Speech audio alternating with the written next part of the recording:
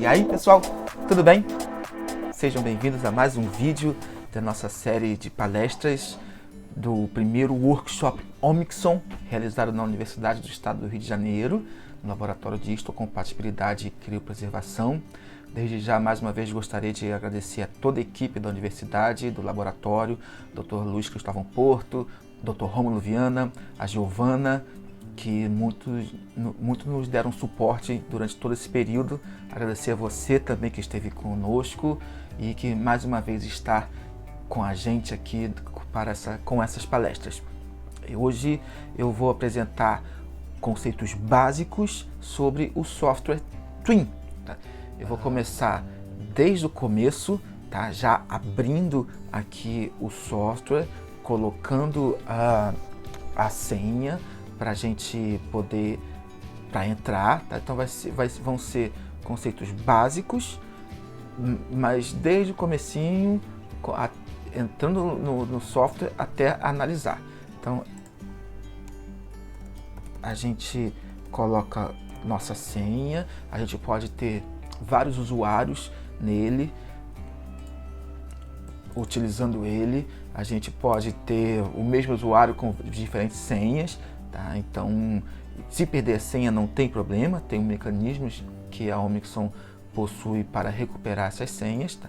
E aqui eu já entrei e já mostra pra gente o último local que eu parei. Algumas coisas muito básicas do software, como se você já estivesse recebendo o software pela primeira vez, é a gente clicando aqui no Application Settings. Toda vez que você for abrir o software, fazer o download do software e tiver que utilizá-lo, será requisitado uma chave de hardware, uma hardware key. Tá? Então aqui nesse botão Display Hardware Key é onde você adquire essa chave. Você pode copiar diretamente através desse botão e então enviar para a Omixon, e a Omixon vai te retornar com uma licença. Tá? E aí simplesmente você vem aqui no Upload License e vai importar, né, essa licença e aí seu software vai estar pronto para uso. Tá? Nessa página de configurações, a gente também tem outras funções interessantes, por exemplo, o banco de dados do IMGT. Tá? Se a gente quiser, por exemplo, analisar uma amostra antiga que foi interpretada com um banco de dados mais antigos, a gente pode, por exemplo, vir aqui e selecionar um banco de dados do IMGT mais antigo. Tá? E toda vez que a gente receber uma atualização do banco de dados, a gente pode simplesmente vir aqui e instalar um novo banco de dados do IMGT, e ele vai aparecer ali para a gente e vai ficar como o default. A gente vai lá e clica nele. Tá? Um último tópico dessa página são os protocolos de análise. Eu só tenho um protocolo de análise. Podemos ter vários protocolos de análise. Por exemplo, se eu criar aqui um protocolo com mais leituras, tá? Posso dizer se esse vai ser o default, ou seja, toda vez que eu pedir para analisar, ele vai utilizar esse protocolo como default, mas pode ser também um alternativo, se for querer Illumina, porque vai ser um protocolo para Illumina. Mas se, por exemplo, você também tem outros kits no seu laboratório e que gostaria de analisar aqui, e é isso que muitos laboratórios fazem, eles também têm outros kits no laboratório, e quando tem alguma amostra difícil, eles vêm aqui para a Omixon, que geralmente a Omixon ajuda a analisar essas amostras e dar um resultado mais correto. Tá? Então temos muitos casos, por exemplo, de ambiguidades em outros kits que o software da Omixon resolve, de alelos novos que o outro kit identifica, mas quando coloca aqui na Omixon não era alelo novo. Então há muitos casos que a Omixon ajuda a esclarecer resultados que nos outros kits foram inconclusivos. Aqui está uma página que a gente define quantas leituras nós queremos. O default é 4.000, isso é para a classe 1. Toda vez que a gente viu o número aqui é para a classe 1, consequentemente para a classe 2 vai ser o dobro. Então, se nesse protocolo de análise a gente tem 4.000 leituras para a classe 1, classe 2 será feito com 8.000 reads, certo? E várias outras configurações que a gente não recomenda mexer, tá? Porque a gente quer sempre que o software utilize os dois algoritmos, o Twin, para analisar. A gente quer que sempre esse segundo algoritmo venha quando algum dos parâmetros de controle de qualidade não passou totalmente, tá? Ficou um amarelinho, ficou verde com amarelo, então já vem o segundo algoritmo para reforçar aquela primeira leitura e assim por diante. E se a gente quer que esse protocolo seja de 5 locos, de 7 locos, de 11 locos, que seja um personalizado, por exemplo, a gente pode simplesmente escolher, só quero um ABC. Então, isso vai ser um protocolo que ele só vai interpretar os locos A, B e C. Vamos então voltar para a nossa página inicial. Aqui a gente já consegue ver todos os nossos arquivos originais, tá? Se eu filtrar aqui para tirar os arquivos de análise, eu vejo quais são as amostras que eu estou tendo. Eu posso também querer pedir para mostrar somente os arquivos de resultado. E uma coisa que eu gosto muito de ver, aqui, na verdade, eu já tenho uma ideia de como é que estão os resultados. Então, por exemplo, essa primeira amostra, 4 locos passaram lindamente, um locus teve alguma observação e um locus ele deu como que falhou. Não significa que a gente vai eliminar isso de vez e essa amostra não vai ter resultado. É simplesmente que um dos parâmetros de qualidade ficou abaixo do cutoff esperado.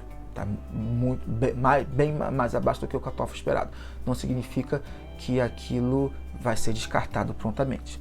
Aqui, por exemplo, eu tenho 5 amostras que funcionaram lindamente, uma que ficou amarelo e uma que ficou vermelho. Uma coisa que eu gosto muito de fazer é clicar em todas as amostras, simplesmente apertei em Shift e cliquei no último e pedir para ver os resultados. Então aqui eu consigo ver, já ter uma ideia de todos os resultados que ele teve, que a gente tem, tá?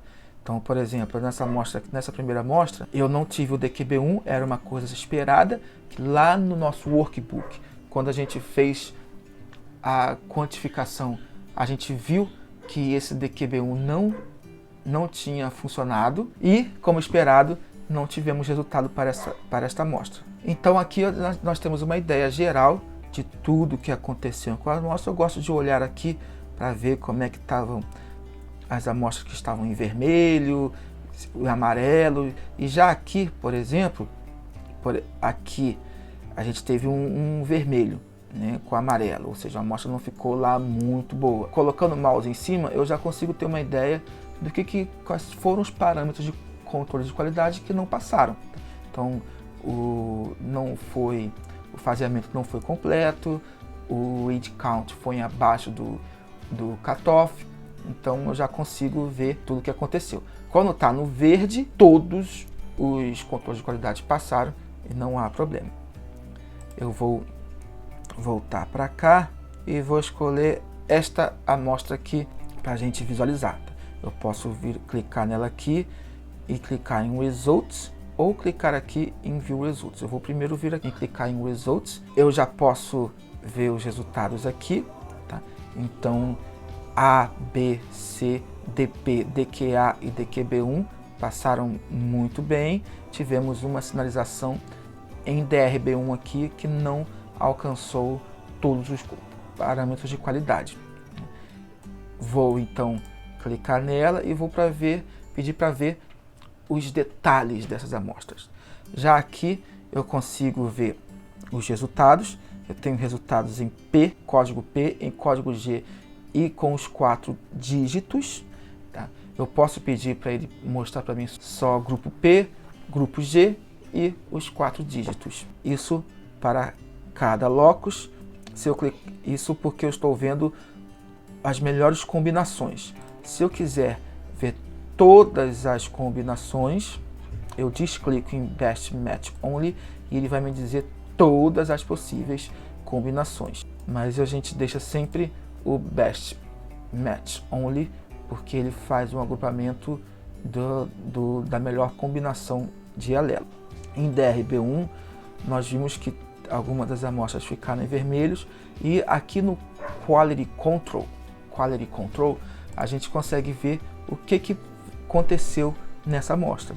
Então, por exemplo, em DRB1 ele diz que está falho porque um dos parâmetros de controle de qualidade do grupo primário ele falhou.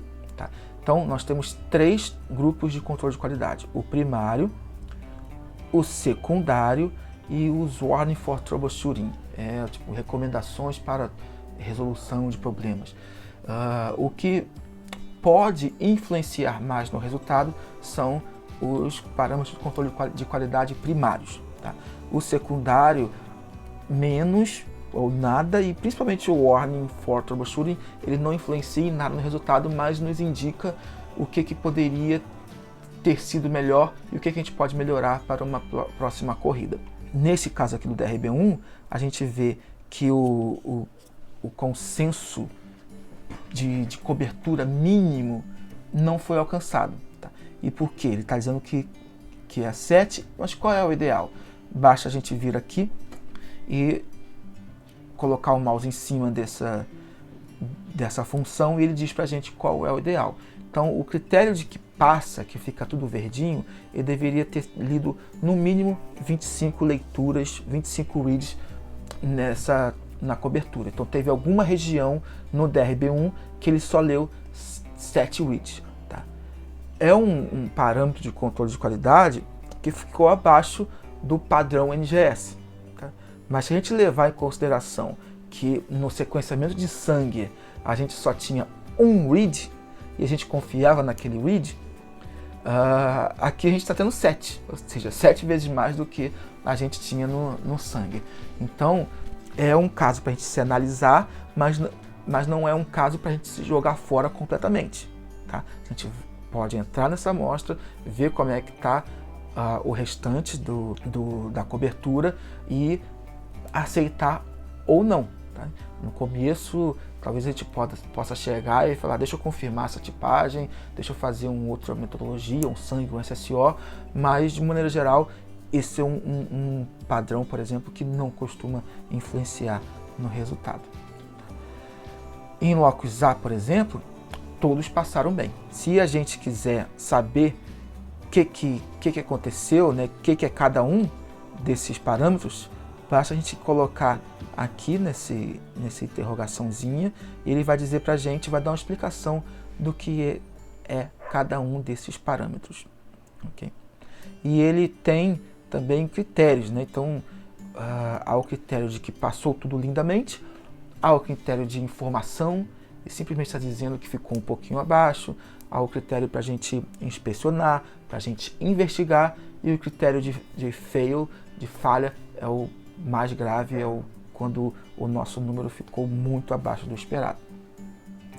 Nos secundários, a gente tem outros parâmetros importantes, como o tamanho do fragmento. Tá? O kit da Omixon espera um kit de fragmento ideal entre mais ou menos 400, 450, quando não tem os adaptadores ligados. Então a gente consegue ver isso aqui, a gente tem outros parâmetros de qualidade nos exons não chaves e também nos introns. Tá? E no Warning for Troubleshooting a gente tem outros parâmetros que costumam não influenciar na interpretação, mas é interessante para a gente fazer uma análise completa. O Data Analysis, ele dá para a gente todas aquelas informações, agora um pouquinho mais detalhado, em forma de tabelas. Tá? Então, por exemplo, a gente tem uma visão geral da nossa corrida. Essa corrida ela leu um total de 95 mil reads, tá? E ele diz para a gente o quanto que ele filtrou, o quanto que ele analisou no final.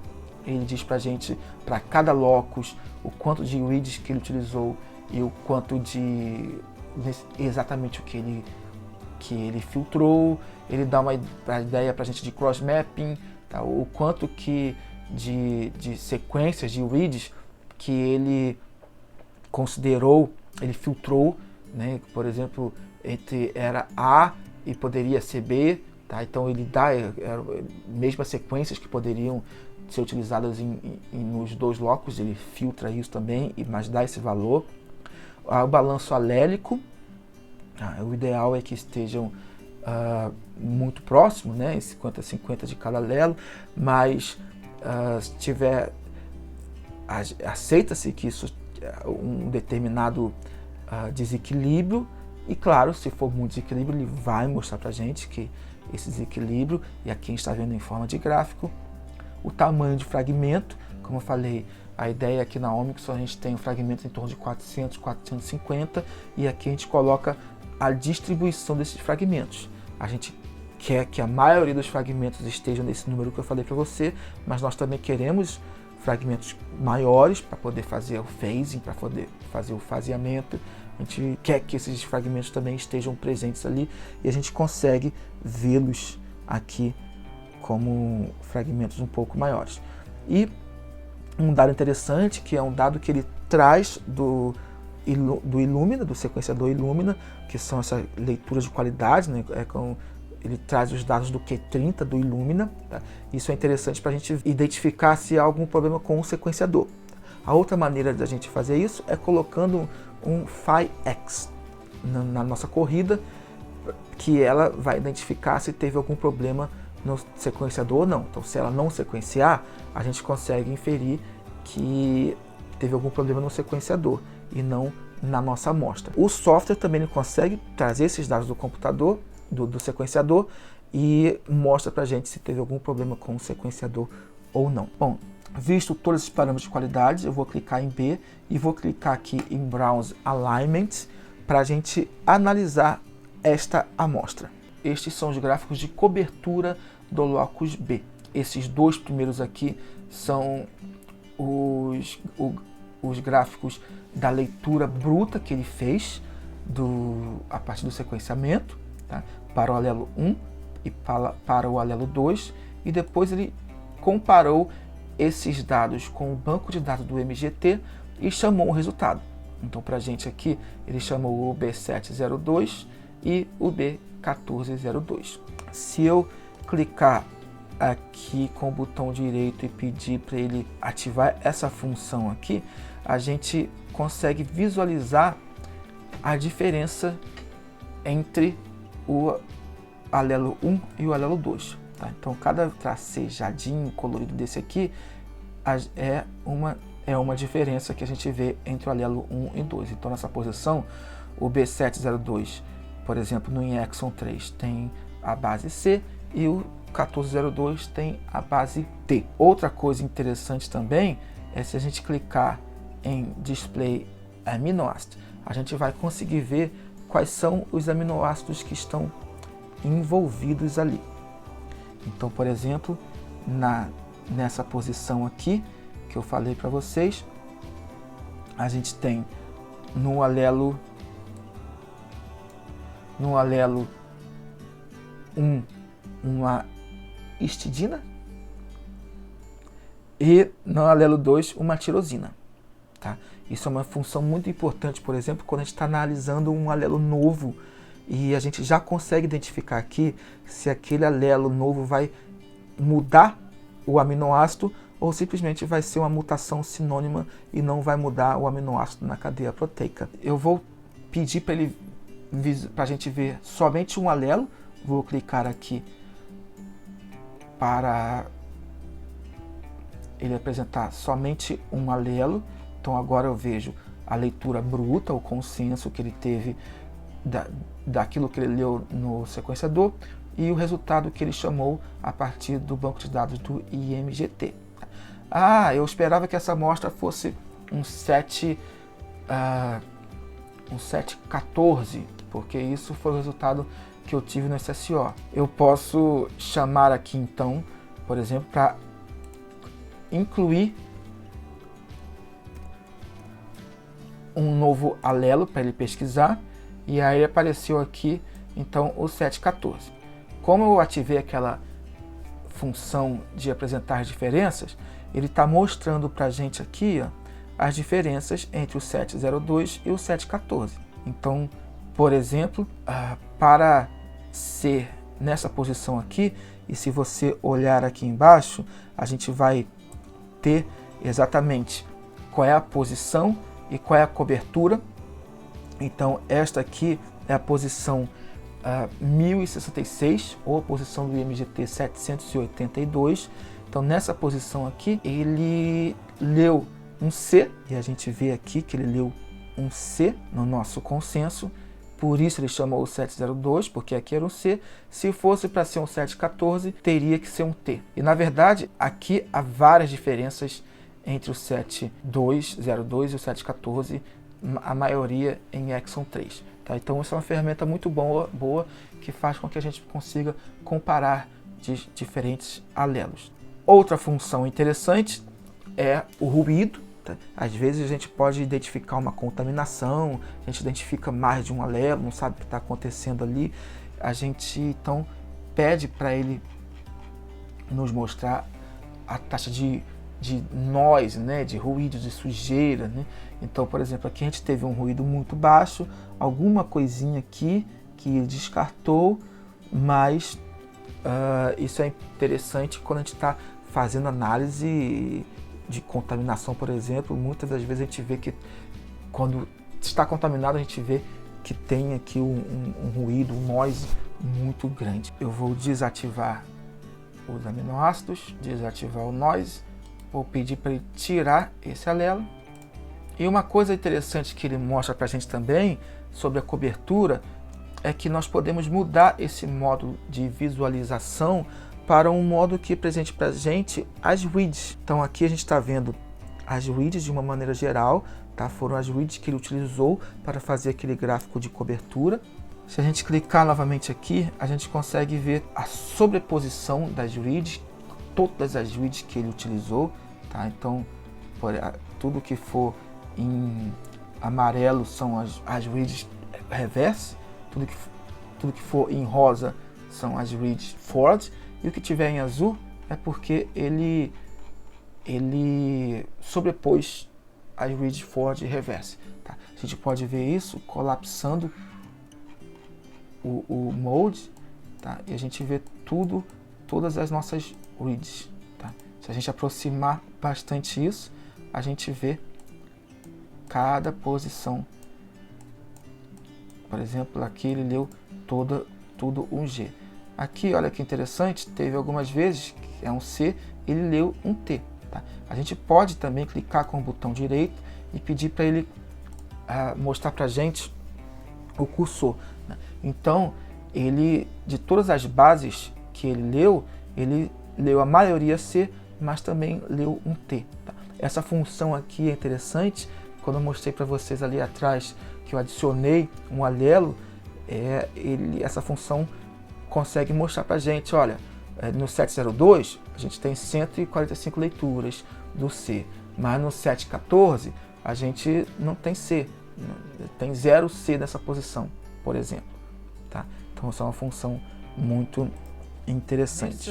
Nessa amostra nós tínhamos visto que o DRB1 tinha falhado no controle de qualidade relacionado à cobertura, que tinha ficado muito baixa. Então vamos ver no gráfico de cobertura como é que isso aparece. Aqui está os locos DRB1 e a gente vê que numa posição aqui ele teve uma cobertura muito baixa. Tá? Mas a gente pode também analisar que foi uma cobertura feita basicamente em Intron.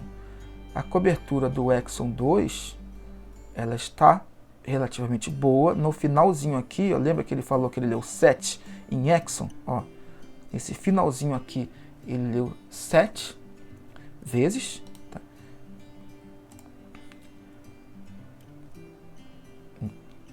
no consenso, tá? 7 para o alelo 1 e 20 para o alelo 2.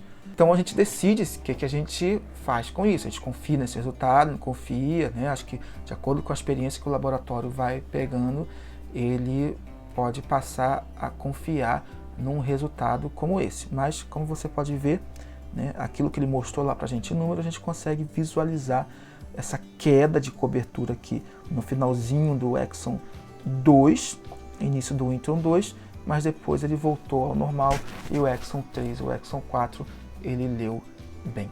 Última coisa que eu gostaria de mostrar para vocês é com relação ao faseamento. Isso é importante, muitas vezes quando isso acontece, muitas vezes não, algumas vezes ele dá para a gente como uma ambiguidade, tá?